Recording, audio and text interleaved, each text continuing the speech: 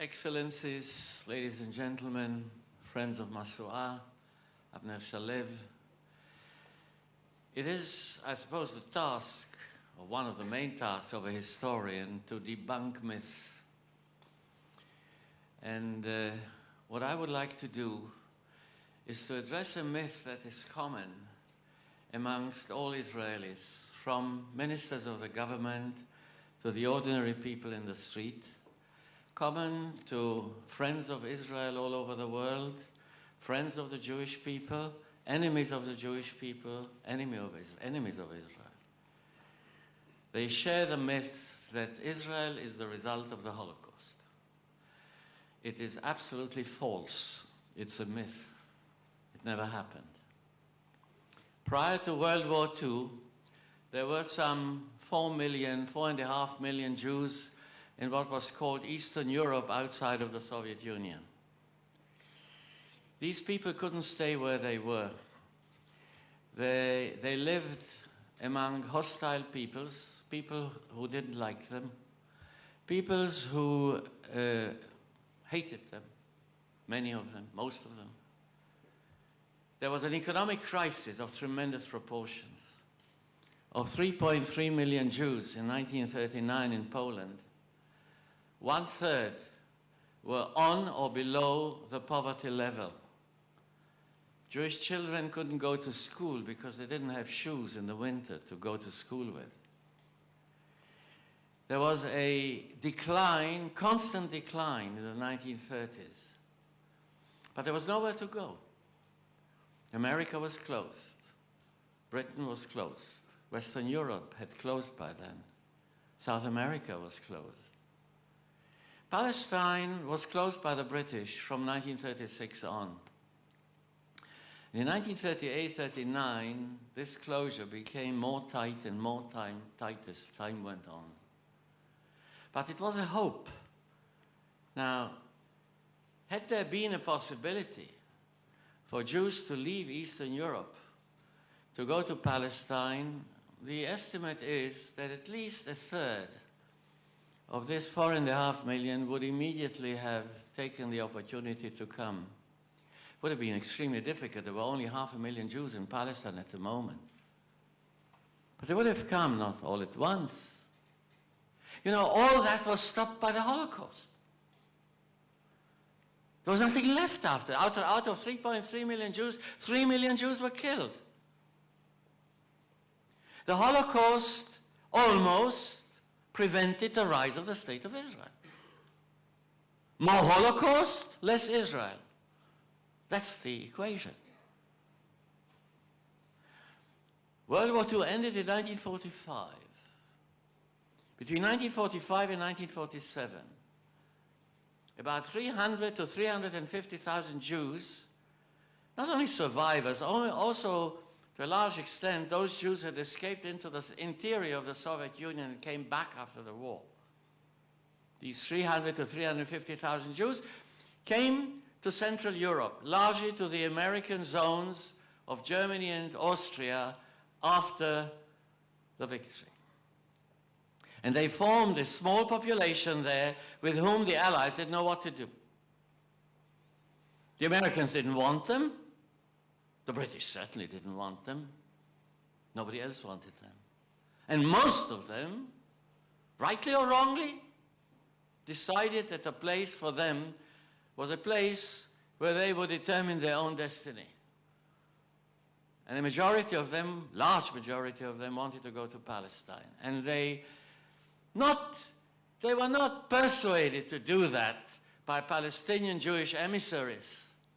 In fact, they criticized those emissaries for not being energetic enough to move the world, to let them go where they wanted to go. Between 1945 and 1948, 69,000 European Jews and North African Jews wanted and did go on illegal ships, go on illegal ships, go on illegal ships to come to this country. Between 1945 and 1948, 69,000 European Jews and North African Jews wanted and did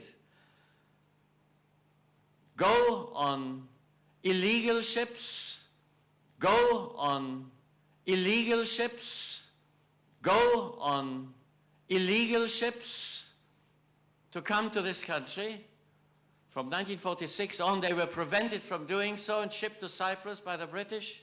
From 1946 on, they were prevented from doing so and shipped to Cyprus by the British. But there were thousands, tens of thousands, who were willing to do that, were willing to spend time in detention camps in Cyprus on their way, hopefully, to this place. If the war had lasted for more than it lasted, if it had stopped in 1947 instead of 1945, there would have been not a single survivor. There would have been nobody to press. There would have been nobody to come. There would have been no political issue. There would have been no Israel. There would have been no Israel. There would have been no Israel. The idea that the world gave Israel to the Jews as a result of what they had suffered during World War II is total and absolute nonsense. The idea that the world gave Israel to the Jews as a result of what they had suffered during World War II is total and absolute nonsense. The idea that the world gave Israel to the Jews as a result of what they had suffered during World War II is total and absolute nonsense. Is total and absolute nonsense. Is total and absolute nonsense. Look at what the historians can tell you today about the internal correspondence, the diplomatic correspondence of the various states that voted in the United Nations for or against the partition of Palestine. There was no mention of the Holocaust, what we call today the Holocaust, the genocide of the Jews. No mention of that anywhere. No mention of that anywhere.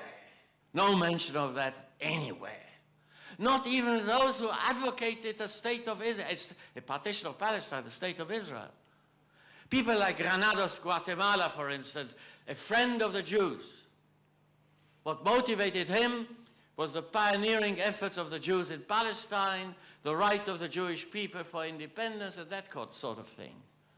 The Holocaust, genocide of the Jews, not a word. The Holocaust, genocide of the Jews, not a word. The Holocaust, genocide of the Jews, not a word. Truman didn't want a state of Israel. He opposed it to the last moment. There was no mention of this anywhere in American diplomatic correspondence. No mention of that in French diplomatic correspondence. This is a total invention, a total myth. The considerations for and against the establishment of the State of Israel were of a diplomatic, political, global kind. There was only one exception. Andrei Gromyko, the Minister of Foreign Affairs of the Soviet Union, on May 14, 1947, made a speech in which he mentioned the destruction of the Jewish people in Europe during the Second World War. How genuine was that? The Soviet Union opposed any mention of the Holocaust.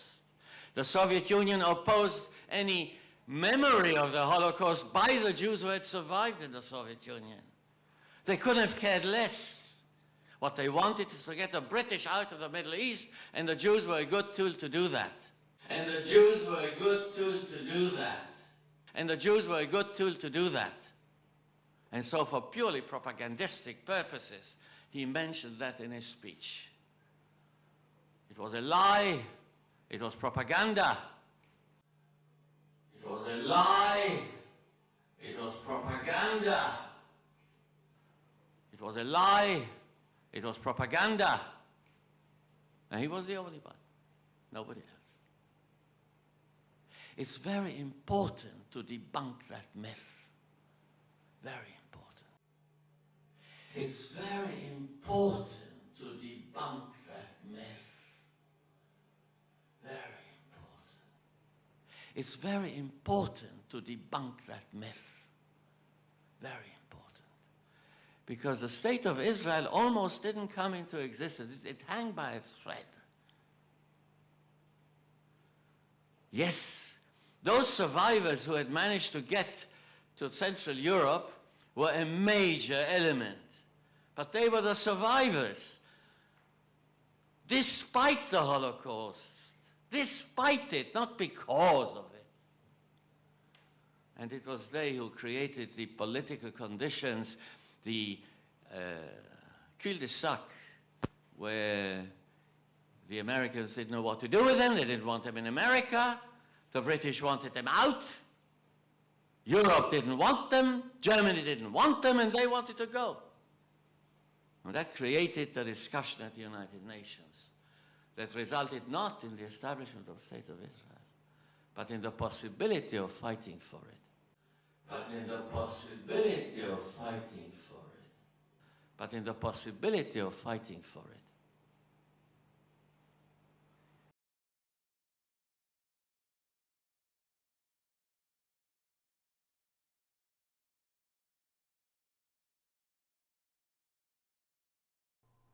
Isaiah chapter 29, verse 15 and 16. Woe or destruction unto them that seek deep to hide their counsel from the Lord Yahweh. And their works are in the dark, and they say, who seeth us? And who knoweth us? Surely your turning of the things upside down shall be esteemed as the potter's clay.